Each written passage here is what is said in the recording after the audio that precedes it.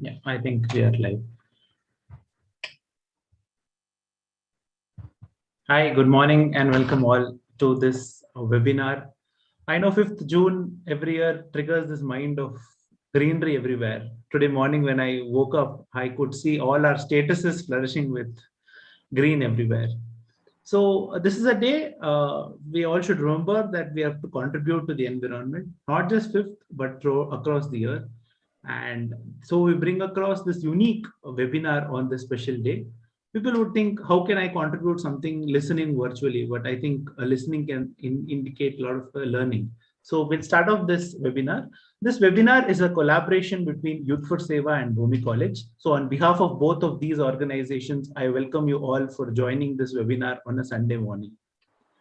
So giving you a brief about Youth for Seva, started in 2007, we are a youth organization which have been motivating volunteers across the country to contribute time.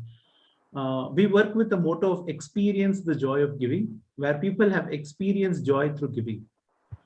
And coming to we work in major four verticals, that is health, environment, livelihood, and education. And quickly bringing it to the context of environment, we have been doing a couple of initiatives over years.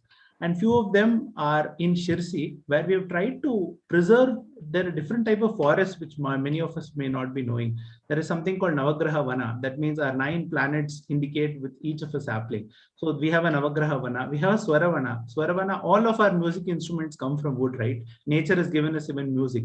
So we have something called the Swaravana. There is a Vana which indicates where the Tirthankars got their illumination. So this Vana is also there. So beautiful initiatives across the year, and we want to take this forward. And this webinar is this one journey. I know when we are all in this webinar, there are many places where sapling plantations are happening through Youth for Seva volunteers. Quickly, I'll hand it over to Adil from Bhumi College to take over this webinar, and we'll have an enriching experience together. Thank you and welcome you all once again. Thank you, Rohit, for that. Really appreciate the work that Youth for Seva has been doing, and very happy to collaborate with Youth for Seva for this webinar, and I think future webinars also. We're planning to do probably one a month, looking at various issues in the environment, sustainability thing. So very glad to be part of this, and thank you to Apurva ji for agreeing on fairly short notice to be the speaker for at the webinar. So thank you to him. Yeah, I think maybe quickly I'll introduce myself. I'm a facilitator at Bhumi College. There are other roles that I play at Bhumi College as well, but probably not important to get into all of that. Bhumi College is primarily a space where we are looking at what the World Environment Day's message is this year. So World Environment Day's message for 2022 is only one planet. And the tagline is living sustainably and in harmony with nature. So at Bhumi College, at Bhumi, our effort daily, I would say. Hello. Hi.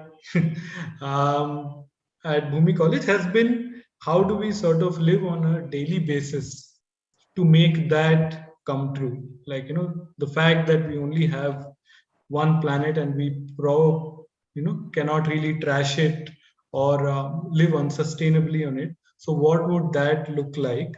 What would that look like outside, in the outside world, and also what would that look like within us? So just looking at nature inside, outside, that's the work that we primarily do through various programs, our fellowships, our projects. All of them are run on the principles of nature, and we believe that the wisdom is out there of millions and probably billions of years. That is where we need to tap into to if we want to live sustainably. So I think before I go and introduce Apurva ji and let him. Hello, sir. We have from Zoom communication. Hackers are coming in your Zoom. Okay, should we mute people? I don't know. Hello, sir. I'm from Zoom Communication. Yeah, I have muted the participants. Yeah. All right, all right. Thank you. Yeah, I think maybe what I would like to do is just ask some of you. Some of you have, like Rohit was mentioning, taken time out on a Sunday morning to attend a webinar. That itself shows one level of commitment uh, to the environment, probably, or interest in the environment. So, given that the tagline for World Environment Day 2022 is living in harmony with nature, just would like to know from some of you what do you think is one way in which you would like to live in harmony with nature, or that you probably sees the way that we can live in harmony with nature. Some of you can unmute yourself, and I think people can type out their answers. yeah, they can type that out as well. That's fine. Yeah.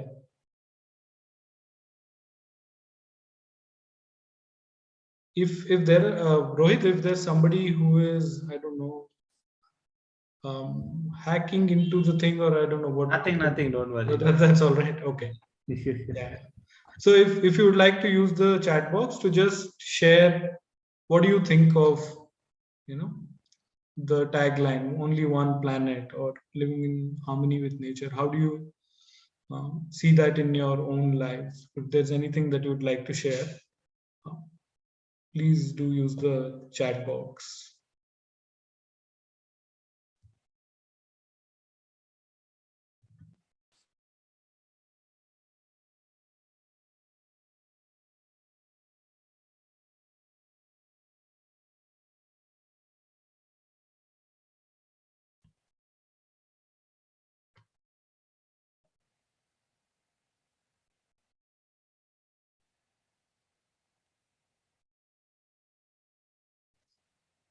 No pressure. Whatever you feel is, what do you make out of it? The tagline. Anything, any thoughts? We also don't want to make it. Anyways, there's going to be a presentation, and yeah, Rutuja, thank you for starting the conversation. Yeah, I think only one Earth. The other tagline is there is no planet B, right? Like there's no planet B. But we need to have plan B for the way that we are living right now, obeying the rules of nature. Yeah, I think, like I said, at Bhumi and many other spaces, that's what we're trying to do. Can we learn from nature's wisdom?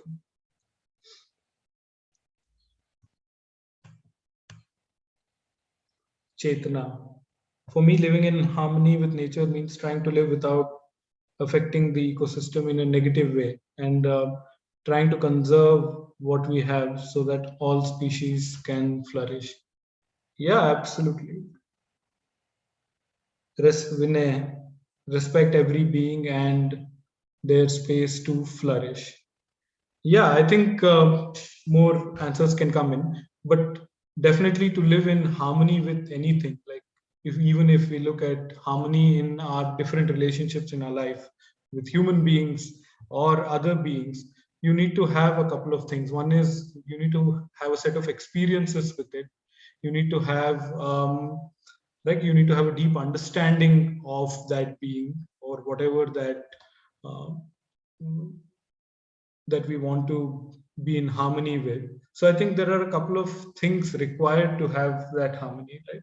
So I think what Bhumi, even Youth for Seva through its programs, is trying to create that relationship.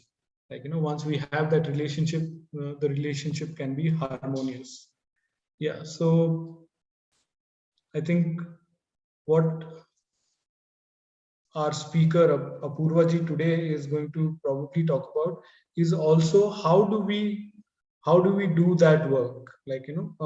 We know that we want to contribute, we know that we want to make a change, but sometimes we feel like our individual actions may not matter, or they may not change anything.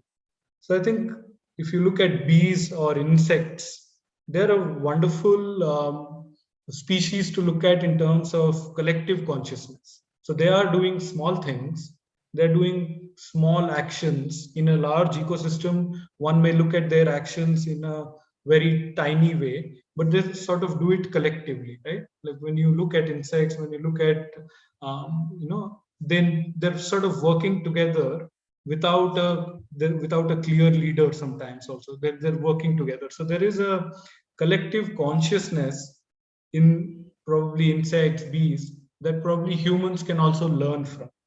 So maybe my individual action in itself may seem small, but if we do it together as a community, as local communities, there is a huge impact that it has even on the larger system. And we'll get to know that through Apurvaji's talk of how bees just working together impact the entire ecosystem, the environment at a larger scale, even at a global scale. So I think that I would say would be the one of the lessons to take. How do we sort of do individual actions, but also do them collectively to be able to impact at a larger scale, at a macro scale as well. So without wasting any more time, I would like to ask Apurva ji to introduce himself and start his talk.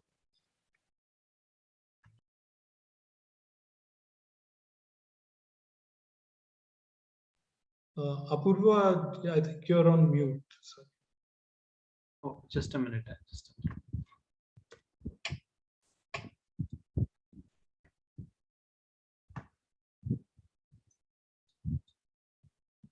Yeah, now you can unmute it.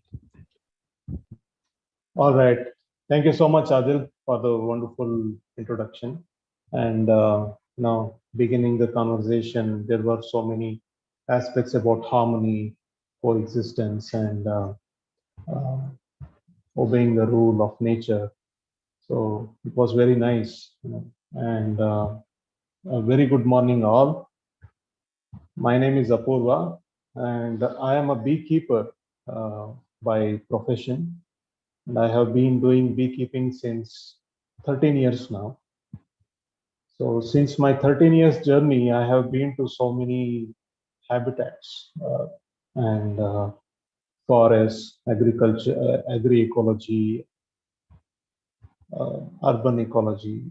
So many places I have been, and bees will teach you new things every time when you go, and would like to learn from them. And they are amazing creatures and very tiny, but they contribute a lot in maintaining balance in the biodiversity, and also, they are involved in both ecology and economics, both. So I'll tell you how they are contributing in a very big way for economics also. So today we are observing World Environment Day, and every year we observe this day for giving awareness to people and whatever we need to do, and how much time do we have to save everything. So these are all the crucial questions. And I remember me writing only essays and not relating to anything in real in schools. So how do we give experience? That is the question. Because we may see a very good video on YouTube, we may see and read very good article this day, but how do we relate? That comes only with experience. So how can you experience this?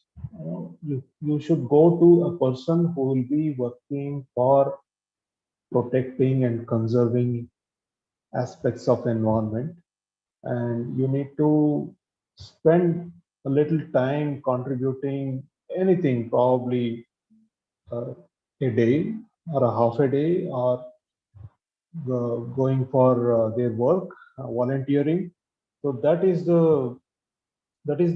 an access for anyone, for a common man or a common citizen to have an access to get experience. Even in agriculture also, if you go and experience, you will learn so many aspects about ecosystem, ecology, how many animals we are living with, and how many insects will live along with agriculture. So we will have to identify smallest and tiniest things in and around us and consider them as a part of a big ecosystem. Consider them as a part of food chain in any ecosystem. So introducing myself, I have been doing beekeeping and I have my own small organization called Honeyday Bee Farms Private Limited, where I'm doing all production of honey and pollination services, manufacturing of all beekeeping equipment. My mode of working is majorly involving grassroots. So whenever there is a problem statement and there is an invitation, probably from NGO or the governments, I go there. I do the survey in a holistic way, and I bring in an ecosystem for community to take up beekeeping as a income generating activity. And through beekeeping, I believe we can sensitize agriculture, because from the past 25 years, we can see using chemicals everywhere has been a conventional practice. So through beekeeping, farmer who has been doing farming since many generations also, he will get an access of understanding tiny creatures and so many aspects about ecology. And since he will have to sustain bees also in his farm ecology, he will have to think of alternatives. There are alternatives available. It is time consuming, it is labor consuming, but the alternative is available. So when I create this ecosystem, then there will be an activity which will be close to nature and people can readily monetize it, and people get sensitized to insects and small pollinators, such creatures. They will get awareness about wild plants and wild trees, because sometimes bees will be totally dependent on wild flora, and farmers will find out and identify those plants and trees. They will sustain those plants and trees, because if there is no timber value of any tree in farm system, it is being cut without thinking of anything. So if there is a value of the tree by taking the nectar or pollen by bees, they will sustain those trees, though it will not be useful for humans, but still those trees and plants will be saved because of the bee value, the beekeeping value. So this kind of education will be given to the grassroots, and we are actually giving this awareness to so many rural communities where they are into competition, they are into so many aspects of taking up new things very quickly, especially the chemical mode of agriculture. So let me talk about the bees now. There are 20,000 bee species in the world, more than 20,000 species. Many are solitary bees. In India, though we have been agrarian civilization, but still, I feel we have not focused or we have not identified the values of small pollinators, especially bees. And we have not identified so many bees as bees. We have named it in a different way. For example, everyone will be might have been identified carpenter bee. It is easily mistook as bumblebee. Bumblebees in India, they only exist in Himalayan terrain, Himalayan ecosystem. But the big black ones with metallic back and also yellow patch on the back, they are carpenter bees. In Kannada, we have named it as Dumbi. So in many other languages, they may call that as something else, but that is also a bee, a solitary bee. Solitary bees live um, uh, alone. They are not social insects. They are solitary insects. They congregate only in the time of mating, and then they come back. The female will start to lay eggs in temporary nesting habitat. Many solitary bees are ground nesting bees. Many people who are having terrace gardens in urban area, in your plant pots, you can see burrows and drill holes inside, and many bees will be going in and coming out. Those are ground nesting bees. And there are borers. If there is a dead tree fallen in the forest, or it could be any soft wooden structure in urban habitat also, or in semi-urban habitat. These borer bees will go there and bore and do this temporary nesting. The beauty of this solitary bee is that they don't take care of their younger ones like the birds. They fill up the cocoon and they will leave.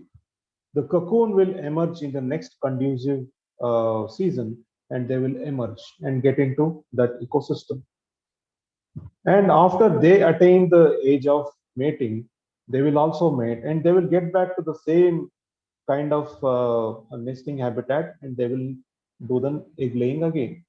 So this repeats. So these are solitary bees. So in India, out of 20,000 bee species in India, there are 700 bee species. So out of 700 bee species, there are only 5 major bee species which are social and can produce honey. And rest of all those bees, including bumblebees in Himalayas, those bees don't produce honey, but they are very, very important for pollination. Bumblebees are important for pollinating all the Himalayan vegetation. And many other solitary bees, ground nesting bees, borers, they are very, very important for pollinating some of the plants which will be neglected by honeybees. For thorough pollination, all the diversity of pollinators are very, very important. Approximately 86% of all trees and plants in the world are pollinated by bees, solitary bees and honeybees included. And rest of the pollination will be done by bats, birds, moths, wasps, hornets, and even gravity, wind, vibration. So many pollinating agents are there. But still, bees will take care of majority of the pollination. And these 5 major social bees, Apis cerana, which is a cavity nesting bee, is being used as a domesticated bee. They are not domesticated thoroughly. And when we say domestication, we cannot keep bees in captivity. They are free to go anytime. So there is no captivity in bees in beekeeping, especially Apis cerana indica. These bees are very, very sensitive. And when there is a little bit variation also, they will leave the hive, the wooden hive, whatever we are maintaining, they will leave that. So for a beekeeper, it looks like there is a failure. But for the bees, it is still success. They are able to go and start from scratch from wherever they have found as a ideal nesting site.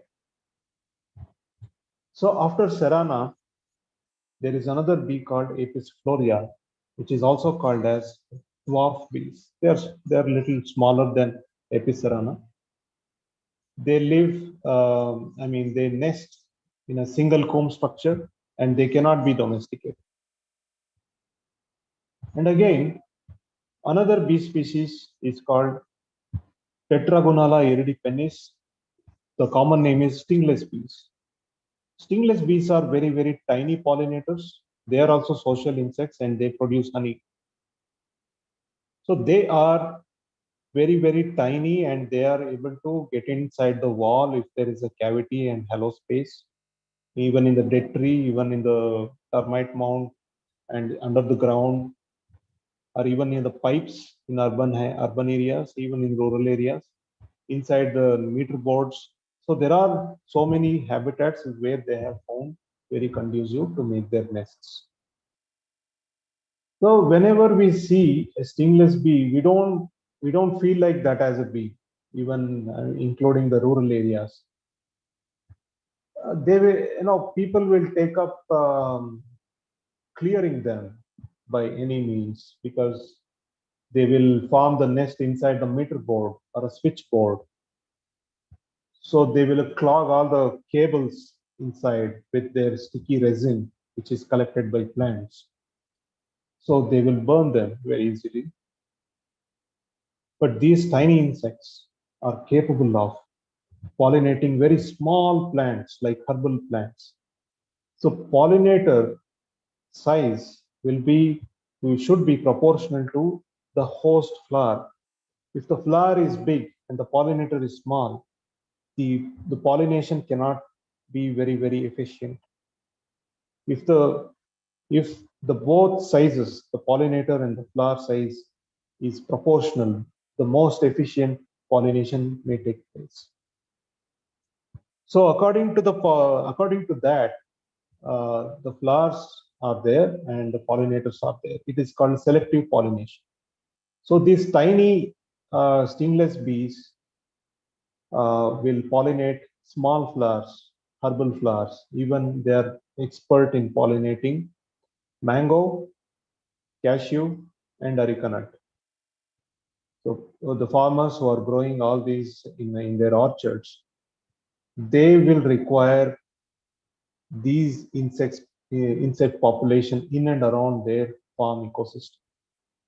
Otherwise, they may get lesser productivity. So in order to get all the productivity in a farm, you need to have small pollinators population in and around. You need to attract them also to nest. And we should not destroy their nesting habitat. 40% of all insects in the world are on the verge of extinction. It is told by United Nations. All insects, beneficial, non-beneficial, all insects. Why? Because two major reasons. One is pesticides and another is loss of habitat. These are all the major two reasons where we are losing all insects. Because of this, we really don't know how much we are dependent on these small creatures directly and indirectly. We may not find many vegetables and fruits in the future because many vegetables and fruits are dependent on these small pollinating insects. And when it comes to economics, these small insects play a very big role. And we are growing a lot of oil seeds. We are growing a lot of fruits and vegetables. There are lists, many lists of many species of vegetables and fruits where bees will have to be there. And there are some vegetables and fruits, bees, even without bees also, they will get pollinated by other insects, but insects should be there. There are vegetables and fruits and oil seeds where uh, bee pollination is not required or insect pollination is not required. Wind is enough. In every combination, whatever I have told, all these three cases, if insects are there, if bee population or pollinating insects population will be there in and around, the productivity will be really good. All these three cases, dependent, partially dependent, and not dependent, if the insects are there, the productivity will increase. Rather than thinking of introducing a new variety of crop or genetical engineering or anything like that, if we protect our pollinating small pollinator insects, we can achieve that. 7 billion plus population is not really scientific. If we can see, we need to fulfill all the demand, and it is being compared, all the lifestyle and standard of living and everything is being compared, and meeting all the demand of all those expectations will take up, but will consume a lot of natural resources. So in order to cater and supply food for all these kind of requirement, we need insect pollinating agents. So I'll talk about the forests and bees and insects. In order to take up any regeneration, regeneration of the forests, everything starts with pollination. Everything starts with pollination. If there is a habitat, bees will come and nest. And after that, the blossom will take place. When blossom is there, the bees will go and pollinate them. Other insects will also pollinate them. And after efficient pollination, the fruits or seeds will come up. When there is a fruit and seed, birds will come and other small animals which are dependent on these fruits and seeds will come. So there will be a food chain. So after this food chain, even the predators will also come, right? The birds which will eat these kind of seeds and fruits, they will fly into different ecosystem. They will do the dropping. They do the excreta. The propagation of seeds will happen. So more and more birds will come and more propagation will happen. And germination will be really accurate and perfect if the birds eat and drop. You all know that. Even the fruit which will be fallen to the ground, it will be eaten by rodents and wild boars, deers, and it's all giving food. A single tree is capable of giving a lot of food. Only people who have seen that kind of fruiting and the, the, the number of birds which will visit can witness that. So in order to regenerate any forest, there must be proper pollination should be done over there. So there are particular trees where there are few birds and animals which are very, very selective to their diet, their food. For example, this lion-tailed macaw, they are very, very selective in the wet rainforests in the central Western Ghats. They are very, very selective to those places because in those places there are few trees which will grow, which will provide them food. So those trees will grow only in that kind of habitat. So to protect all these things, regeneration of forests should be continuous. So more it can happen. More combination should be provided. More options should be provided to the forest by pollinating it properly. In order to get the pollination done, it's seed is nothing but a outcome of pollination. It's a product of pollination. In order to do that, the regeneration of forests and setting up food chain in the forest at that particular season, we need to get the bees over there. We cannot do it artificially. If there are nesting habitats, bees will come. If there is no change in the season, proper blossom will happen. The pollinators will come there in advance before the blossom. I have seen that. When we have the blossom, the swarms will not come after the blossom. Swarms of bees will come before the blossom. So that's the balance. That's the timing. So even in Bangalore also, all these rock bees, the final topic I wanted to explain about the type of bees, rock bees. So rock bees or Apis dorsata, they usually come in the first week of March. I have seen that right on the week of Shivratri, that week, because even festivals are designed as per the seasons. So from Shivratri, summer will start. We will feel all the symptoms and all the feeling of summer, the hot and sweat and everything. So right on that week, all the swarms will come inside the Bangalore. So after that, lot of trees will blossom in Bangalore. Pongamia, copperpot, tabubia, and golden bell, this palash. So many flowering trees will blossom after that. So it's a timing. If there is a nesting habitat, they will come. So right now, the nesting habitat in Bangalore is on apartment complexes. Now there is a conflict. In forest, they can nest very easily. If there is a nesting site, they can nest easily.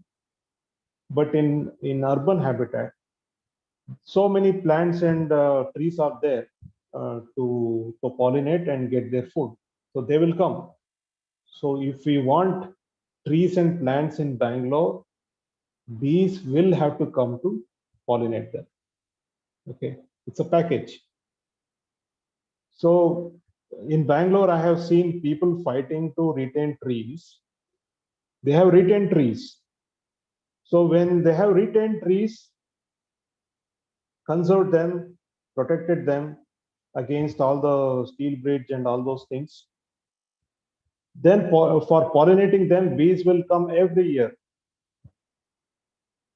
So we want trees, we don't want bees. That will not happen. That's not a balance. So we have to find a way and know more about bees to coexist with them. That is the only way.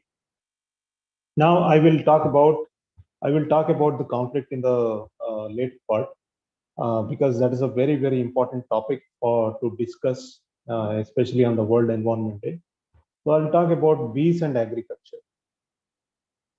Humans, we humans have involved bees for beekeeping. We have to finalize some of the good beekeeping practices. Now, we don't have, we don't, we have not identified beekeeping as a very big activity, so we have left it. Very small number of people are doing beekeeping. But we need to finalize good practices in beekeeping. How we are treating our bees, how we are, we have to improve our way. We cannot finalize everything and do it, but our inclination should be there to improve each and every practices in beekeeping. So there are two models in beekeeping in practice. One is stationary beekeeping done by a farmer who will be only looking into pollination in a major purpose, and honey for a secondary income generation. And there is another model where it is known as migratory beekeeping. So migratory beekeeping will be done for producing more honey. So during this production, what kind of practices we will be doing, that will have to be streamlined, and it should be standardized, and it should be verified, and it should be inspected, monitored. So who should be taking up this responsibility? It should be from the government. It should be from the ministry. They will have to take care of this. The production from good beekeepers with good beekeeping practices, that must be certified and given more value. Then only we can sell that kind of farm produce. So in agriculture, for example, this year's scenario, I'll tell you. So there is a ban of palm oil from Indonesia, and we were dependent on Russia and Ukraine for sunflower oil, which was 84%. We were bringing sunflower oil from Russia and Ukraine. Now there is a crisis in Russia and Ukraine, and there is a ban of palm oil from Indonesia. So for cooking oil, we were dependent on other countries. We were not using our own oil, except a few states in North India. They were totally dependent on their own production of mustard oil. But here, whatever we are producing, it's very negligible. Whatever demand is there and whatever we are growing was very, very negligible. Now there is a very high pressure, especially to Karnataka, to produce oil seeds, because there is a strong oil federation, and we were growing a lot of oil seeds, especially sunflower seeds. Now, in my experience, when we have done beekeeping at sunflower field, farmers had a very good crop. The productivity increased up to 50%. We don't have to do a lot of schemes for doubling farmers' income. If we can maintain good pollination aspect in any farming activity, we can double the farmers' income. And I have shared that data to the government also. And this year, the government, though they have told in their schemes and everything that pollination is a very positive effect in productivity, but now they are testing it practically. So they will be finding out 1,000 acres, which will be including of 14 districts, and they will integrate pollination aspect. They will study the pollination now. So after studying, they will be replicating it. Even replicating and implementation they will have to do it properly without affecting the natural pollinators distribution. So in everywhere there must be some kind of control, some kind of conservation aspect should be there. We should not be overcrowding the bee boxes in a same place. We should know that what kind of ecology will be there. The ecosystem is present already over there. What kind of natural pollinators are there. Accordingly, we should be arranging about the crowding of the number of boxes. So, Karnataka will be producing around 4 lakh hectares of oil seeds, especially sunflower. So imagine if you can properly and sustainably arrange pollination aspect in all these fields. Look at the kind of contribution the pollinating insects can do for economics, GDP. So it is that important for agriculture, especially for the small and marginal farmers. Pollination will give them some kind of security for their productivity, as like an insurance. You will get loss from natural aspects, and surely you will get to this much of income. So agriculture and beekeeping should be integrated in a proper way, and at least we should train and give awareness about pollination to all the farmers, especially rural, marginal, and small farmers, because we are losing them. We are losing small and marginal farmers. So finally, I'll talk about bees and humans in urban conflict zones. I have talked a little bit about earlier. So let me tell you, I have calculated vaguely, and in Bangalore itself, around 300 Apis dorsata bee colonies are destroyed every day. So this is alarming. Apis dorsata, they can go up to 9-kilometer radius for foraging. If there is a nest here, the radius of 9 kilometers will be covered as a foraging source by these bees. So they are the largest pollinators of Asia. They are found only in Asia, and they are migratory in nature. They don't nest and finalize that nest as a permanent nesting site. No, they will be staying there only for 3 to 4 months, maximum 6 months, and then they will migrate to some other place. Wherever the pollination is required, they will go. They will do the pollination.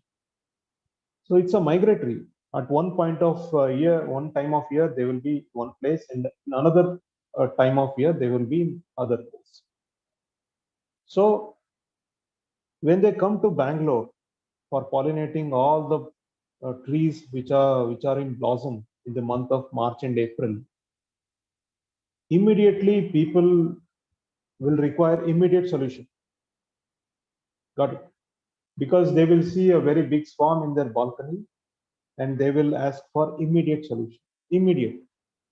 They will not have any patience, because it looks really big, lot of insects in the same place, and they might have heard and read about bee attacks and killing by bees.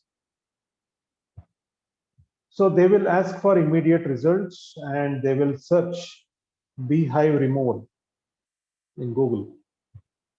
When they Google beehive removal, who will come first? Pest control companies will come first, because they are a company, they are a profit-making company, and they will be investing on SEO and so many aspects. So those companies will come up. If the people have no idea about what they are doing, they will take up that service. So they will come, they will spray poison and kill them. So this fear and impatience, these two things are killing the bees in urban habitat. And we don't know what kind of negative cascading effect we are introducing in their migratory tract. Because one bee colony, if they are not touched or disturbed, they will split into 2 to 3 other more swarms in the same season, and they will get into ecosystem also, because we require pollination, and that is how they survive and multiply in ecosystem. Now, when we intervene like this, by either by non-violent way or violent way, one colony will remain one colony for the whole year without multiplying. So there will be deficit of uh, bee colonies for pollination. The same colonies will go to the agricultural field areas, especially after the month of May. This month, June, when monsoon gets stronger, continuous rains when it happens for weeks together, all these bee colonies will start to move towards wherever the rainfall will be lesser, where they can sustain their colony, where they can get the food. Why migrations happen? It is for the food, security, security of their life, and third one is mating. These bees can mate any places, because there will be multiple bee colonies in the same complex. There will be presence of male bees. So it is not happening for mating. It is happening for food and sustaining their colony. They require pollen and nectar as a food. And when the food is available a little bit over there, they will migrate towards that direction. So it is all designed like elephants. At one point of year, they will be in one point of corridor, and there will be the other part of corridor. Now there are no elephant corridor. So now the forest officials are driving them from one coffee plantation to another coffee plantation.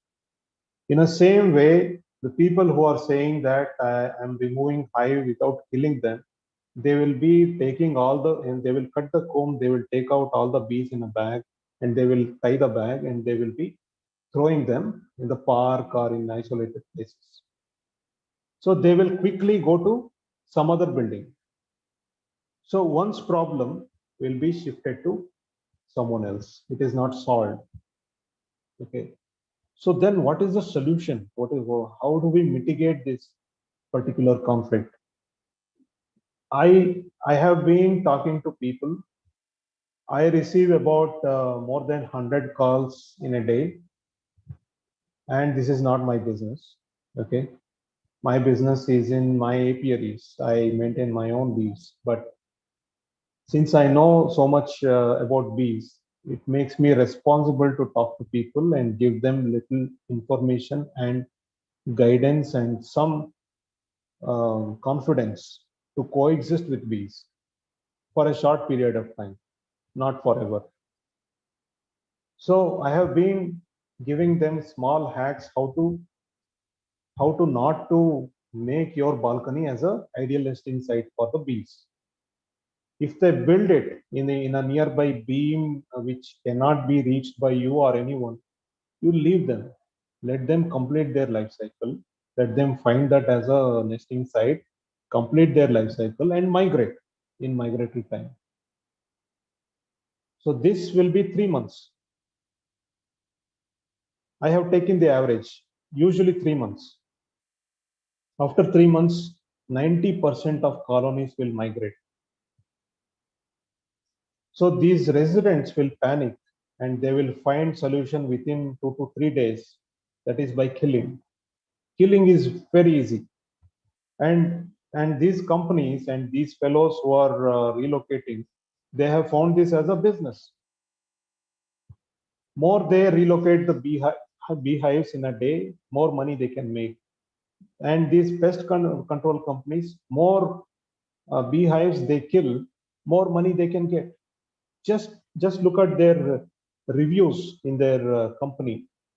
People have written that they have killed the whole beehive. I am so happy. So this is the kind of contribution we are giving as a very well and very good educated society in metro cities.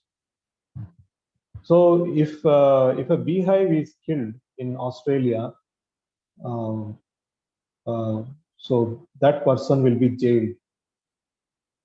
But here we have not given our pollinators, such a big and huge pollinator, any cover of protection, either not by wildlife or not by the forest, or no one has ever given any kind of protection to these rock bees. So taking a call on killing them is so easy. So this is the kind of problem statement we are having in urban Bangalore and most of the metro cities. Even I get calls from other metro cities as well. So how do we mitigate this issue? We now people who are into conservation and experts in it, practitioners, we have to sit together and streamline everything, what have to be done, and if it has to be done, how should be done. All the standard operating methods or procedures, we have to streamline everything, chalk out everything, and propose it to the government to make that as a policy, so that uh, there must be a protection cover for these uh, prominent pollinators. It is like killing them is like destroying our own national assets. They, as I told you, they are required for economics also, not only ecology. If you are maintaining a very good ecology in the forest, I mean regenerating it, other conflicts will not happen. Now many other conflicts are directly or indirectly related to this particular conflict, because pollination is a key factor for any terrestrial ecosystem. So this is the thing, and maintaining the habitat for them is really difficult in urban scenario. But we may look into some scientific aspect, and we can create some habitat for them in some common area for only for the bees and small pollinators, even in schools and the government land holdings. We can create such things. Not only growing the plants, also habitat is very important, because without habitat, where do they nest? Where do they develop their brood? Where do they do it? So that's why we need to focus on habitat also. So on this World Environment Day, along with developing all the vanas, even Madhuvana should be developed. We need to identify what are all the trees in the Western Ghats and the semi-deciduous forest and dry deciduous forest, which are protecting the pollinators population. Because let me give you an example. There is one semi-creeper which blossoms in the month of March and April in Western Ghats, which will give lot of nutrition to the bees, lot of food and nutrition to the bees. And because of that only, so many bees can survive. So if we can find out those kind of trees and plants, we can regenerate it and maintain proper ratio of those pollinators in the forest, so that we can give the forest to regenerate itself. And these are all the aspects I wanted to discuss today. And thank you so much for listening. And yes, we can discuss now. We can do the Q&A. Yeah. Thank you so much, Purva. For that. Yeah. Yeah, I think very inspiring to hear about. Like, while at Bhumi we talk about nature's principles, like throughout your talk, some of them came out for me. Like especially when you were talking about 20,000 species of bees, if I'm not wrong. And so that shows that nature respects diversity. Like in itself, diversity is a major principle of nature. So for us to respect that as well, wherever we are living in urban context or otherwise. And also one of the things that stood out for me as principle was interconnectedness and regenerative, as two major words. When you were talking about pollination and afforestation, everything is connected. So a small bee which may seem invisible, which is really impacting the creation of a large visible ecosystem, which is the forest, or even when you're talking about agriculture. So in nature, some things are visible, some may be invisible, but all of them are part of the ecosystem. So how do we sort of see the invisible as well and not neglect it? So I think for me that stood out, and also emergence and cyclicity as one of the principles. That when you spoke about that bees sometimes may leave the wooden houses that are built, or so they're not, everything is not static in nature. Like there is a cycle to it. They might stay there for 3 months and then they may again leave. So I think emergence and cyclicity as a major principle of nature really stood out for me. And some of these principles, I feel like if we have to really be in harmony with nature, we also will need to have some of these principles, because only when principles sort of match, can you, or values match, can you really live in harmony with something. So the value match has to happen. So for me, all those values came out beautifully during your talk, and the fact that it's not just about ecology, it's also about economy, it's about a larger agricultural aspect, and maybe some even keystone species like lions and tigers may not affect larger agriculture in a way that bees and insects do. So um, just to understand that was very amazing. Thank you, Apurva, for the talk.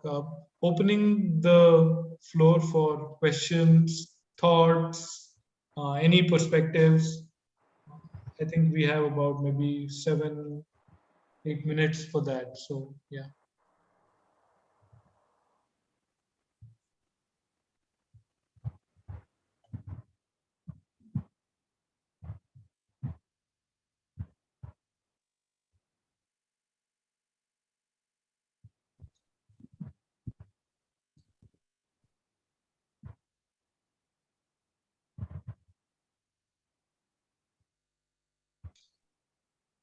While we have people asking questions, I think one question that I would definitely want to ask you is, what is it that we can learn from bees in terms of how, like in the beginning I was talking about working collectively, small actions but done collectively as a community uh, has been really enriching, especially for me being part of Bhumi and other small communities. So what would you say, like biomimicry is a big thing Right. when it comes to using technologies that are available in nature, but Right. how do you think us humans can learn from these as to how do they sort of live in harmony with nature? Yeah, it's a very good question actually. Um, you know, the organizational structure of a beehive is really evolved, more evolved than the human civilization, as I can tell you that, because distribution of labor, it depends on the age of the bee. For example, if if a new adult bee arrived, it will start to only clean the cells. And after 3 days, it will be doing something else. And after 5 days, it will be doing something else. And when it completely matures, then it will become forager. It will go for foraging, nectar, pollen, and little bit of water. So if you can see the whole situation and structure over there will be no leadership. Okay, there is no leadership for them. No one will come and command them. It's a leaderless system. We have never thought of this aspect in human life. We always require someone to tell us. We will always require someone to kick us, right? To do something. But these insects, which are very, very old, probably at least 50 million years more older than us, they have evolved themselves as the most systematic and complex society, but still very synchronized and very understanding and instinctive. They, for example, you might have heard of skill called instinct called waggle dance. Okay, waggle dance is a way where a scouting worker bee will find a new food source and it will come back to the hive and communicate the hive in a dance. So it will waggle and turn and again waggle and turn.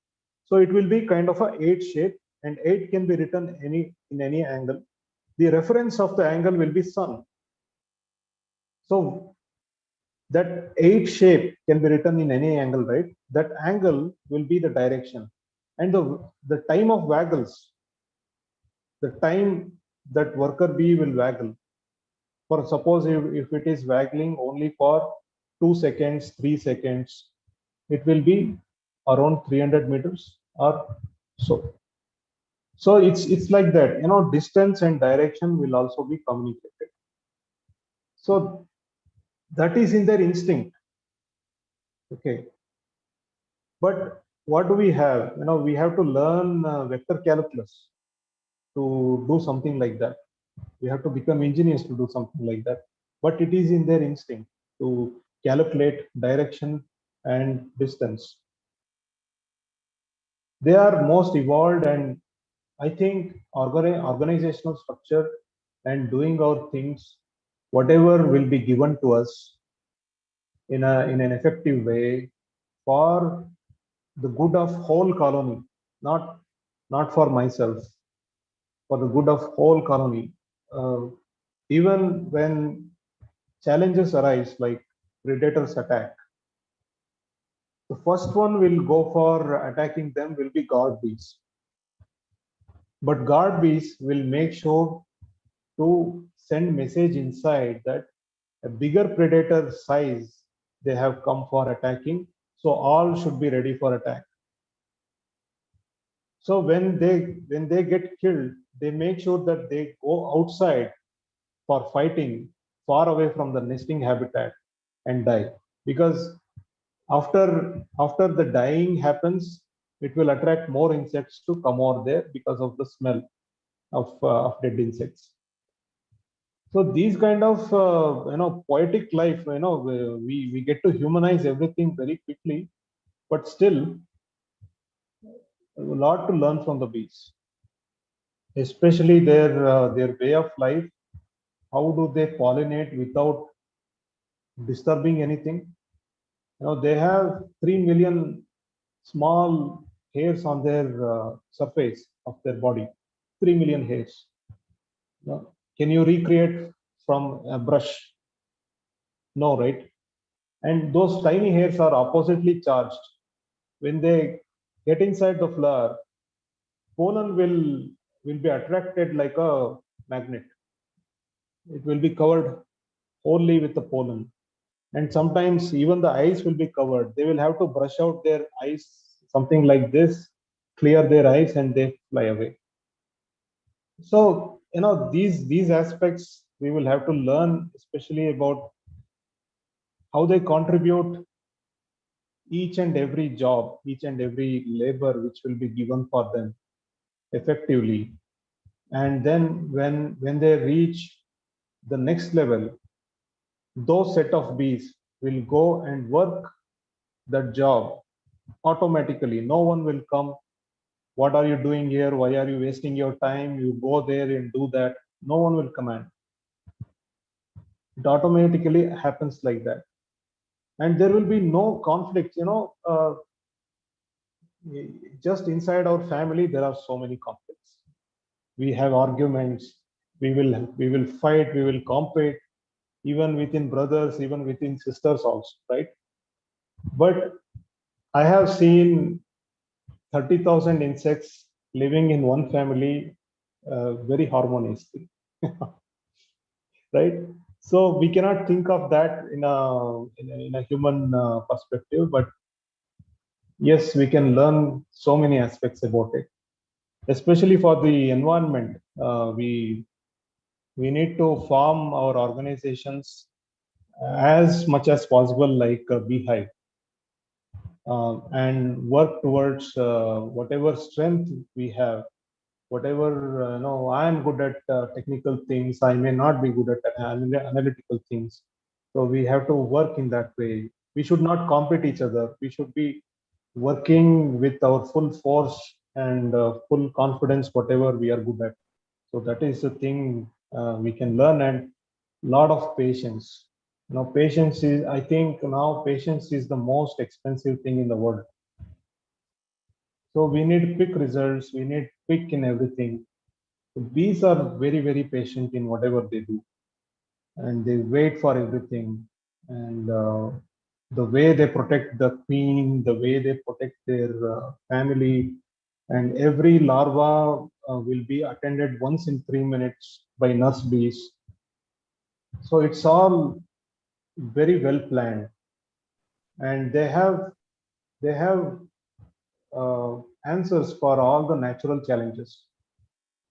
They have a protocol. Every protocol will be there for any kind of natural challenge, but they cannot take up challenge like poisoning.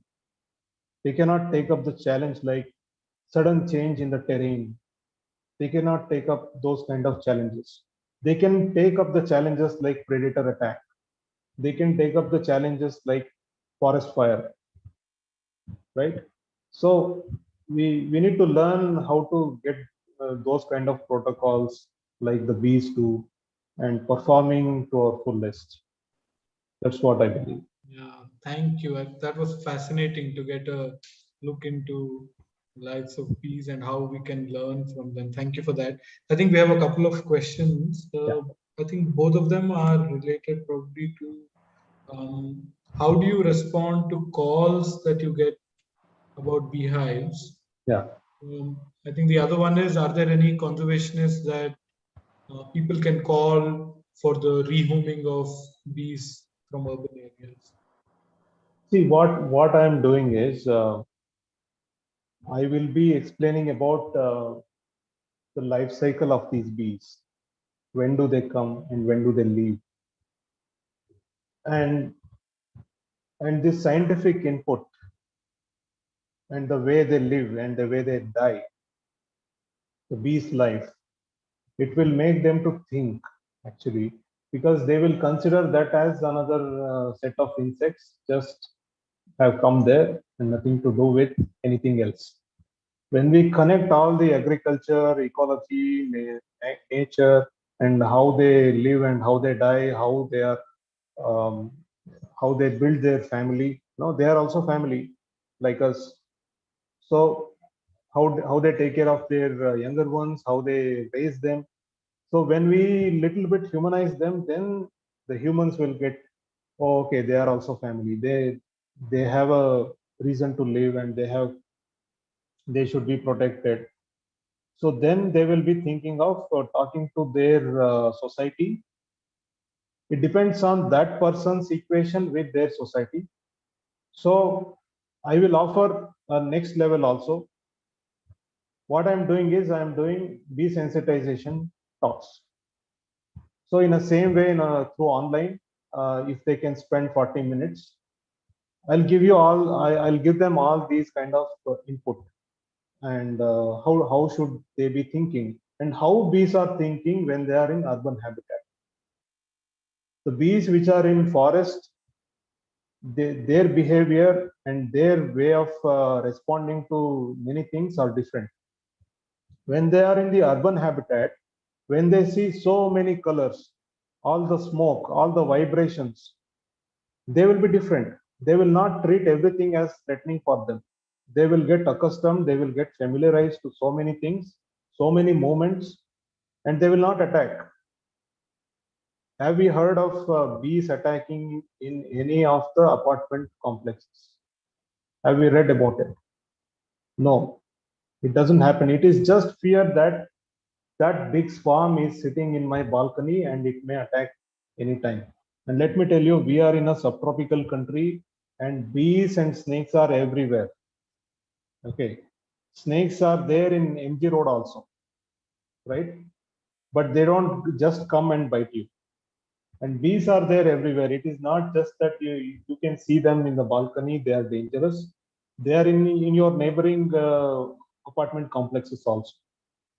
They are everywhere. When they are agitated, they are capable of attacking 500 meters also, but they are not doing it.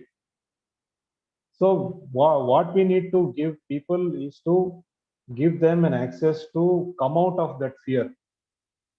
So another thing what I'm doing is I'm bringing people to my bee farms. So yeah, even the children and all the people who see bees very nearby to them so closely, and experience is the only way where you can teach them and get the fear out of their mind. So when they experience that, then they will think of so many aspects. So I'm inviting schools and even summer camps also. Many children had come to the bee farm and experienced so many things. We have some activity for the children to do, and this is the way I'm responding to the phone calls. Okay. Thank you. Yeah. I think we have one more question. Yeah. Maybe we'll take a brief answer for that. Yeah. About from Girish, what plans does the government have to improve the situation? So government right now is only promoting the beekeeping for farmers and people who are interested in it, but they have not talked about conservation of natural pollinators and especially conservation of rock bees in urban habitat. They have not talked about it anywhere. If you ask them, they will divert that question to universities and they will give you some of the information and it is ending there. Nothing more happening. So that's why I told you we have to sit all the stakeholders together and streamline all the plans and present it to the government.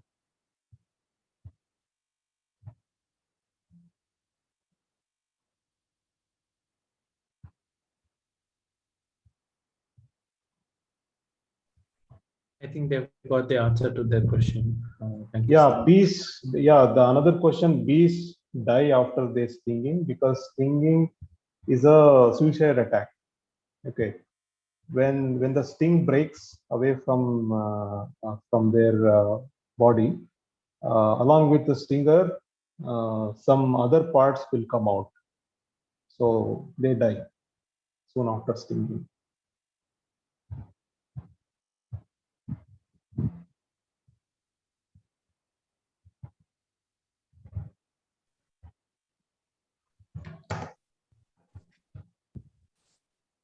It's back here.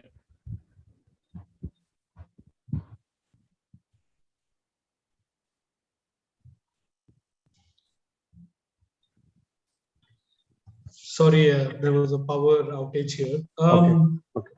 Yeah. So I think have all the questions been looked into? Right? Yeah. Okay. So then I guess we can end this webinar. I think probably what you started saying and what you ended with, I think experience. I think for me that stands out as the most important thing. If we really Right. want to work for the environment or save it or love it or whatever, we live in harmony with it. I feel like there's no other way to do it but to experience it, but to observe it, but to really pay attention to it. And I think throughout the talk that came through, whether it's looking at insects, bees, or maybe trees, maybe what is happening around you in various forms of urban ecology or otherwise, wherever we are able to pay attention, build a relationship, and then I think slowly we can be in harmony with it. So I think for me, that would be my invitation to everybody here, is to start building that relationship with nature in any small way that they can. Whether it is just noticing some of the insects or bees the next time you see them, or whatever way, a plant, a leaf, a tree, or an animal that you come in contact with. I think that building of relationship seems to be the most urgent need for us. And yeah, that can be the small action that we all do individually, and if we do collectively, I feel that can have a great impact, global impact as well. So I think with that message, I would like to thank Rutuja, thank Rohit, everybody at Youth for Seva, thank Apurva ji, and everybody who took out 90 minutes of their time on a Sunday morning to attend this. Hopefully, they've found this enriching. I found it inspirational. I've been like in sustainability environment for more than a decade, but I still found it totally amazing and fascinating to hear Apurva you talk. So thank you again for agreeing to do this talk. Thank you everyone. Hopefully, we'll have more of these sessions, and yeah, thank you all of you. All right. Thank you. Thank you all. Bye. Thank you.